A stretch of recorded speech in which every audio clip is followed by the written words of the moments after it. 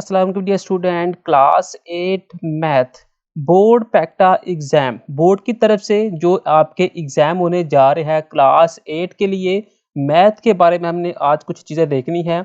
इस वीडियो के तरह हमने मॉडल पेपर जो गेस्ट पेपर मैथ का जो पैक्टा की तरफ से अप्रूवल हो के आया है उसके एमसीक्यूज़ को बाकायदा हमने सॉल्व करना है। आप लोग ये एमसीक्यूज़ लाज़मी तैयार कीजिएगा। ये जो मॉडल पेपर गेस्ट पेपर होगा ये बाकायदा पैक्टा की तरफ से अप्रूवल होगा। Punjab education curriculum training assessment authority की तरफ से एग्जामिनेशन 2026 के लिए क्लास 8 का जो मॉडल पेपर है बेटा वो ऑब्जेक्टिव आपके सामने मौजूद है। ये है पैक्टा की स्टैंप के, ये पैक्टा की तरफ से अप्रूवल होकर आया है। पार्ट ए होगा जिसके अंदर 40 एमसीक्यूज होंगे, पार्ट बी के अंदर 60 नंबर का पेपर होगा, टोटल ये 100 नंबर का पेपर होगा। यहाँ पे आपने अपना नाम लिखना होगा, यहाँ पे आप लोगों ने अपना रोल नंबर लिखना है, यहाँ पे आपके जो डिप्टी सुपरिटेंडेंट होंगे ना उनका सीएनएसई नंबर आएगा। ये आपका काम नहीं है, आपने डायरेक्ट यहाँ पे आ जाना है सीधा यहाँ पे। यह होगा आपके एमसीक्यूज वाला पोर्शन जिसमें 40 एमसीक्यूज है। टाइम दिया होगा 1 घंटा। पहला एमसीक्यूज है मल्टीपल चॉइस वाला। क्वेश्चन नंबर 1 है आइडेंटिफाई द टर्मिनेटिंग फ्रैक्शन, मुंतखब कसर की निशानदेही करे। अब टर्मिनेटिंग फ्रैक्शन क्या होता है? टर्मिनेटिंग फ्रैक्शन उसे कहते हैं कि अगर आप किसी दो रकमों को डिवाइड करें, डिवाइड करने के ऊपर आपका आंसर रुक जाए तो वो आपका टर्मिनेटिंग फ्रैक्शन कहलाता है। जैसे कि 4/5 इसका दुरुस्त जवाब है। कैसे जवाब है? देखिए 4 को हमने अंदर रखा और 5 को हम बाहर रखते हैं। ये पॉइंट लगाया 0, यहाँ पे 0 लगा के पॉइंट, और 5 8 द 40 तो यहाँ पे ये आ गया 40 और ये जवाब आपका क्या आ गया 0.8, यानी कि ऑप्शन नंबर डी। नेक्स्ट है which of the following fraction is an irrational number, कि इनमें से आपने बताना है कि कौन सा गैर नातक अदद है।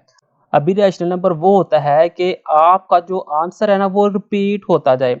अब देखिए 3.5 जो है ना, इससे अगर आप सिंप्लीफाई करते हैं 3.5 पॉइंट खत्म किया तो 10, आपके पास क्या आ गया 35/10। ठीक है, अब स्केयर रूट 4 है ना, इसका आंसर आपके पास सिंपल 2 आ जाता है। -2 पहले है। अब ये जो स्केयर रूट 2 है ना ये आपका नॉन टर्मिनेटिंग यानी कि इरेशनल नंबर कहलाता है। नेक्स्ट है द एब्सोल्यूट वैल्यू ऑफ -4, -4 की आपने एब्सोल्यूट वैल्यू लेनी है। तो एब्सोल्यूट वैल्यू क्या होती है? आपने इसको मॉड के अंदर लिख देना होता है, और जब मॉड ओपन करते हैं तो वो जो साइन होता है उससे वो चेंज करके प्लस कर देता है। अगर माइनस हो, अगर प्लस हो तो फिर वो चेंज नहीं करता। तो इसका जवाब है +4। नेक्स्ट आपने बताना है मल्टीप्लिकेटिव इनवर्स ऑफ 7, 7 का ज़रबी मकूस। ज़रबी मकूस क्या होता है? आपने जो भी जवाब होता है ना, जो भी रकम हो उसे 1 के ऊपर डिवाइड कर देना होता है। तो 7 का होगा 1/7 और ये ऑप्शन नंबर सी बनता है। देखिए ये -7 भी नहीं हो सकता, ये 7 वैसे भी वही आ गया। अब -1/7 आ गया, माइनस ना आए तो फिर ये आपका ये भी जवाब बन सकता था, इसलिए 1/7 ऑप्शन नंबर सी है। नेक्स्ट है by rounding off the digit 28.4675 up to 2 decimal places, 28.4675 को 2 दर्जा आशार्य तक महदूद करने से हासिल होता है। यानी कि आपने 28 के बाद जो 2 डिजिट है ना सिर्फ उसको वहाँ तक आंसर लेके आना है। तो आपने क्या करना है, आपने 28 लिख लिया, पॉइंट लिख लिया, 2 डिजिट है ना तो आपने 1 डिजिट लिख लेना है। अब दूसरा डिजिट लिखने से पहले आपने आगे वाला नंबर देखना है कि क्या वो 5 है या 5 से बड़ा है। तो देखिए 6 के बाद 7 है, 7 5 से बड़ा है तो 6 के अंदर एक राउंड ऑफ कर दिया हो जाएगा 7। तो आपको देख इसमें आंसर कौन सा बनता है, तो वो ऑप्शन नंबर बी बनेगा। नेक्स्ट है by rounding -32.435 up to 1 decimal place. अब देखिए 1 डेसिमल तक करना है तो आप 32 लिख ले, पॉइंट लिख ले। अब ये 4 लिखने से पहले आगे वाला नंबर देखिए, वो देखिए 3 है, 5 से बड़ा नहीं है, तो ये मेरे पास सिंपल वैसे का वैसे ही आ जाएगा, माइनस वैसे आएगा, तो ऑप्शन नंबर ए बन जाएगा। नेक्स्ट है the set of natural number, natural number को डिनोट करते हैं एन के साथ। Next the set of first 4 prime number. अब प्राइम नंबर देखिए, प्राइम नंबर वो होता है जो सिर्फ अपने टेबल के ऊपर डिवाइड हो, ये आएगा 2 3 5 7। नेक्स्ट है if A is equal WX then find PA, यानी कि पावर सेट आपने निकालना है। पावर सेट कैसे लिखते हैं? सबसे पहले आपने 5 लिख देना होता है, फिर जितने भी मेंबर हो वो अलग-अलग लिखते हैं, फिर इकट्ठे लिख देते हैं, तो ये ऑप्शन नंबर ए बनता है। इसमें भी 5 का इस्तेमाल हुआ है, इसमें भी देखिए वही काम है WX WX। आप ये वाला ऑप्शन लगा सकते थे लेकिन ये तख्ती सेट कहलाएगा। पावर सेट के अंदर क्या होता है, कर्ली ब्रैकेट का इस्तेमाल सिर्फ एक दफ़ा होता है। अब ये सेट में 2 दफ़ा इस्तेमाल हो चुका हुआ है, तो ये आपका सेट नहीं कहलाएगा। नेक्स्ट है according to D Morgan's law A union B whole का कंप्लीमेंट किसके इक्वल होता है? तो डी मॉर्गन के 2 लॉ होते हैं। एक लॉ होता है ए यूनियन बी होल का कंप्लीमेंट इज इक्वल है ए का कंप्लीमेंट इंटरसेक्शन बी का कंप्लीमेंट। दूसरा होता है ए इंटरसेक्शन बी होल का कंप्लीमेंट इज इक्वल है ए का कंप्लीमेंट यूनियन बी का कंप्लीमेंट। आप देख ले इसके इक्वल कौन सा आ रहा है, यूनियन है तो यहाँ पे इंटरसेक्शन होना चाहिए और अलग-अलग कंप्लीमेंट। तो देखिए यूनियन भी इंटरसेक्शन भी है और अलग-अलग कंप्लीमेंट भी है। नेक्स्ट आपके पास सेट ए है, एक सेट बी है, आपने यूनियन निकालना है। यूनियन कैसे निकालते हैं? यूनियन के अंदर आपने तमाम मेंबर लिख देने होते हैं लेकिन एक दफ़ा और तरतीब के साथ। ये ऑप्शन नंबर डी बनेगा। Next the number of this subset of A के आपने सबसेट बताने हैं वो कितने बनते हैं। तो इसके लिए फार्मूला होता है 2 की पावर n। ठीक है, n क्या होता है? n कहते हैं नंबर्स को, जो जितने नंबर इसके अंदर हो। 2 नंबर है तो 2 की पावर 2 इज इक्वल 4। इसके 4 सबसेट बनने चाहिए, तो ये ऑप्शन नंबर डी आ जाएगा। Next the value of x in the proportion. आपने x की वैल्यू निकालनी है, तो यहाँ पे आपने पहली रकम को लास्ट के साथ और दरमियानी रकम को आपस में मल्टीप्लाई करवा देना है। x को x से मल्टीप्लाई किया तो ये आ गया x स्क्वायर इज इक्वल 3 को 12 से किया तो 12 3 36 आ गया। तो x स्क्वायर का भी हमने स्क्वायर रूट ले लिया, इस तरफ 36 का स्क्वायर रूट लेके तो ये खत्म हो जाएगा, यहाँ पे x आ जाएगा इज इक्वल 6 के। तो ऑप्शन नंबर बी इसका जवाब बनता है। Next if the cost of 10 pencil is ₹100, the cost of 15 such pencil will be. कहते हैं 10 पेंसिलों की कीमत ₹100 है, 15 पेंसिलों की कीमत क्या होगी। अब देखिए 10 पेंसिलों की कीमत कितनी थी? ₹100। तो यहाँ पे हम थोड़ा सा रफली अगर देखें कि 10 पेंसिल की कीमत कितनी थी? ₹100। तो एक पेंसिल की कीमत कितनी होगी? 100 को अगर हम 10 के ऊपर डिवाइड करते हैं ना, तो जवाब जो भी आता है वो आया 10। तो यानी कि एक पेंसिल की कीमत कितनी हो गई है? 10। अब हमें कितनी की कीमत चाहिए? 15 की। हम क्या करेंगे? 15 को एक पेंसिल की कीमत के साथ मल्टीप्लाई करेंगे, जो जवाब आएगा वो इसका आंसर होगा, तो वो 150 है। तो ऑप्शन नंबर बी। नेक्स्ट आपने बताना in proportion you V W x the fourth proportion. Fourth proportion कौन सी है? ये देखिए ये पहली है, ये दूसरी, ये तीसरी, ये फोर्थ वाली। तो फोर्थ वाली x है, तो यहाँ पे x आ जाएगा। नेक्स्ट है the price of a toy is ₹100। अगर टॉय की कीमत ₹100 है, इफ इट सॉल्ड ₹90, अगर उसे ₹90 में फरोख्त कर दिया जाए, द डिस्काउंट परसेंटेज। तो डिस्काउंट क्या होगी? अब देखिए आपने क्या करना है, टोटल कीमत में से जितने की कीमत फरोख्त हुई है चीज़ वो माइनस करें। जो आपके आया 10, यानी कि कितने परसेंट होगी? 10%। तो ये मेरे पास 10 आ जाएगी। Next Ali bought a car ₹5 lakh and sold ₹5,60,000 the profit. Ali ने कार 5 लाख रुपए में खरीदी है और 5,60,000 रुपये में फरोख्त की है। मुनाफा आपने बताना है, दोनों को माइनस करे। देखिए कितने की बेची है? 5,60,000 रुपये में। इसको माइनस करे टोटल कीमत में से, तो जो जवाब आएगा वो आंसर होगा, तो वो 60,000 यानी कि 60,000 प्रॉफिट हुई उसे। नेक्स्ट है the formula of calculate 4 term of the arithmetic sequence. आपने जमी सिलसिला की चौथी रकम मालूम करने का फार्मूला बताना है।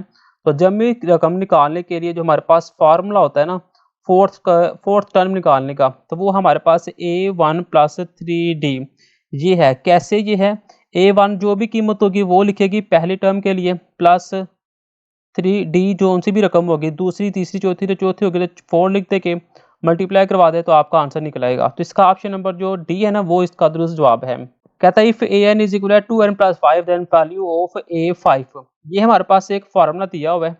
ठीक है, आपने फिफ्थ वाली कीमत निकालनी है, तो जहाँ जहाँ n है ना वहाँ वहाँ 5 लगा दे। तो an है तो यानी कि A5 5 वाली टर्म 2 आएगी, n की जगह पे 5 आ गया, प्लस आ गया 5 आ गया, 5 2 10 प्लस 5, तो ये आ गया 15। तो ऑप्शन नंबर ए इसका जवाब है।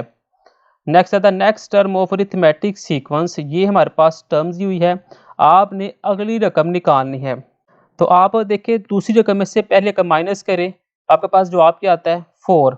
अगर तीसरी में से दूसरी माइनस करें फिर भी 4, चौथी में से तीसरी माइनस करें फिर भी 4, यानी कि डिफरेंस क्या आ रहा है, फोर्थ का आ रहा है। तो आप 17 के अंदर 4 ऐड कर दे तो आपकी अगली टर्म बन जाएगी, तो वो आएगी 21। नेक्स्ट आता है fifth term of geometric sequence 1 2 4 8 is. ज़रबी सिलसिले की कीमत में आपने पांचवी रकम निकालनी है। अब देखिए यहाँ पे ज़रबी सिस्टम आ चुका हुआ है। ज़रबी रकम कैसे निकालते हैं? अब सबसे पहले आपने कॉमन रेशियो निकालनी है। कॉमन रेशियो क्या है? कॉमन रेशियो इसके अंदर 2 आ रही है। 2 कैसे आ रही है? अगर आप 2 को 1 से मल्टीप्लाई करवाते हैं, 2 1 दा 2, 4 को 2 से करवाए 4 2 दा 8, यानी कि कॉमन रेशियो क्या आ रही है? वो आ रही है 2। अब आप 8 को 2 से मल्टीप्लाई करवाए 8 2 दा 16, तो जवाब होना चाहिए 16। देखिए ज़रबी मकूस थी इसलिए हमने मल्टीप्लाई करवाया, ऊपर जमी सिलसिला था इसलिए हमने जमा किया। नेक्स्ट है factorization of L square minus 25 M square. आपने इसकी तजज़ी करनी है। तो देखिए इसमें तजज़ी कैसे करनी है, इसके ऊपर ना एक फार्मूला लग रहा है। फार्मूला यहाँ पे लिख के देता हूँ मैं, X square minus Y square, ये इक्वल होता है यही रकम एक दफ़ा माइनस में और यही रकम एक दफ़ा प्लस में, यानी कि एक दफ़ा एल माइनस ये 25 है ना, इसे आप ऐसे लिखे पहले, एल का स्केयर 5 एम होल का स्केयर, तो एक दफ़ा यही रकम माइनस के अंदर, ठीक है, और एक दफ़ा यही रकम प्लस के अंदर। तो देखिए कौन सा जवाब है, ऑप्शन नंबर ए। नेक्स्ट आता है कोफिशिएंट ऑफ अलजेब्रिक एक्सप्रेशन। अलजेब्री जुमले में अददी सार आपने बताना है। अब अददी सार क्या होता है? अददी सार होता है कि वेरिएबल के साथ जो कांस्टेंट हो। वेरिएबल क्या है? एक्स, एक्स के साथ क्या है -5, तो -5 इसका अददी सार है।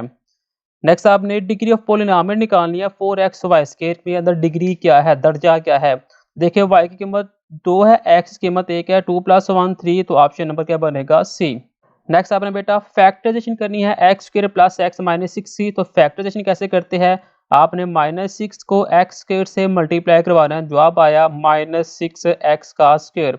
अब किसी ऐसे टेबल से मल्टीप्लाई करें कि मल्टीप्लाई करने से -6 आए और प्लस या माइनस करने से प्लस एक्स आए।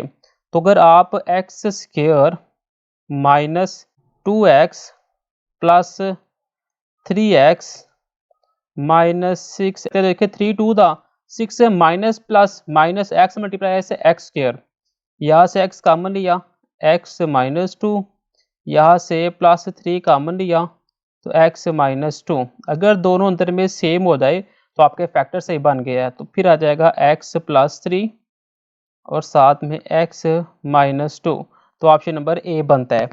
नेक्स्ट आपने लीनियर पॉलिनोमियल बताना, यानी कि याकत दर्जे की सीरकमी वो होते हैं जिसके अंदर सिर्फ वेरिएबल पावर एक हो, तो ये ऑप्शन नंबर बी बनता है। इसमें भी एक है लेकिन x जब ऊपर जाएगा ना तो x की पावर -1 बन जाएगा, तो माइनस के अंदर याकत दर्जी नहीं होती। नेक्स्ट आपने प्रोडक्ट करना है 4 और 3x का। 4 3 दा 12 एक्स स्क्वायर और एक्स क्यूब और y वैसे ही, क्योंकि बेस सेम हो तो पावर ऐड हो जाती है।